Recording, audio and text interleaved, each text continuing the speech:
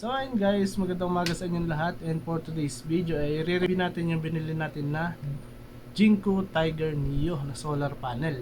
Ito nga pala ay may 100 watts output power. Meron itong maximum power na 5.4. Tapos ang ISC niya is 6 ampere. Titetest natin yan ngayon at kulimlim, makikita natin kung may nakukuha ba siyang kung ilan ba yung ampere niya kapag sobrang kulimlim na ganito. Hindi naman maulan, sobrang makulimlim talaga. Halos walang araw na nakikita. Kaya testingin natin sa labas. Ayun guys, ito yung ating dito sa labas. Talagang napakakulimlim niya, at kung makikita nyo, walang kaani-anino ng araw. Talagang, at yan, ilalabas na natin dyan yung ating panel. Siyempre, i-videohan natin para kunyari kita. At kunyari bubuhatin natin, siyempre para mukhang vlogger talaga dati yun. Ayan. Ayun, ang tinas na natin yung ampere natin. Nakuha lang natin talaga ay sobrang baba. Ayan, 0.6. Tapos yung voltahe niya, siyempre yung test probe natin, lalagay natin dito sa voltage cable.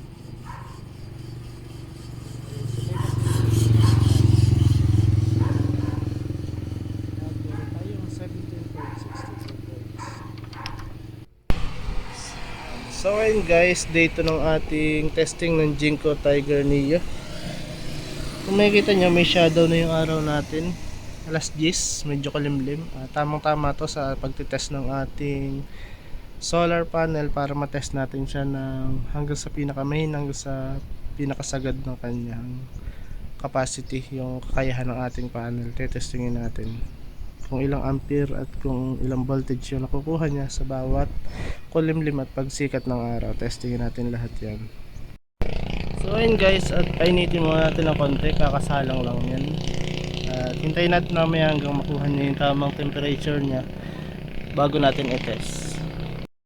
So ayun guys, at itetest natin yung amperahe ng ating panel. Ayan, bali alas 10 na ngayon, hindi pa yan ganun kainit dahil nga makulimlim, maulap, hindi pa yan. At tetest ulit natin mamaya. Ayan, bali nakakuha tayo ng 2 ampere. Kanina kasi nag 2.4 yan. Ayan, nakakuha tayo ng 2 ampere ngayon, alas 10, medyo maulap. Then test natin yung voltahe nya, yung voltage ng ating solar panel. Ayan, bali 18.73. yan yung nakuha natin ngayong 10 AM.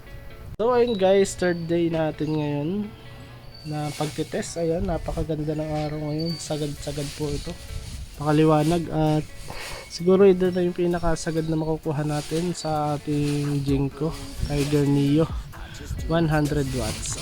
Tetest natin yan ngayon para may pakita ko sa inyo yung sagad na makukuha natin. So ayun guys, ampere test muna tayo, amperahe. Test natin yung amperahe. Ayan, pag magte-test kayo dito sa ampere port, then din sa ampere na selector. Ayan, ang nakuha natin ngayon ay 5.4 ampere. Makalakas na po yan. Then sa voltage test, direct na direct mo ngayon, last 12 ay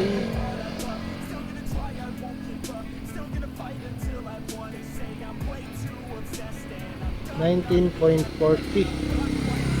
Ayan, 19.39. Bali 5.4 times 19.39.4. At ayun guys, at kung makikita nyo, ayun na yung ating test ng ating Jinko Tiger Neo na solar panel. Hindi po ito sponsor ni Jinko ha, pero pinakita ko lang sa inyo, kapag bibili kayo, pwede na rin kaysa wala si Jinko Tiger Neo na 100 watts panel. At makita nyo naman sa test natin, yung sobrang kulimlim, medyo makulimlim, at yung sagad-sagad na liwanag ng araw ng ating pagtitest. Bali, pataas talaga siya ng pataas. At kung makikita nyo, para sa akin, okay na yun. Kasi mura lang naman si Jinko. At Para sa akin, okay na yun. At kung bago ka lang sa ating YouTube channel, pa-click naman ang subscribe button at i-hit mo na rin syempre yung notification bell para ma-update kita sa tuwing tayo mag-upload ng mga panibagong videos. So hanggang dito lang siguro to. Kita-kits na lang sa susunod na mga video.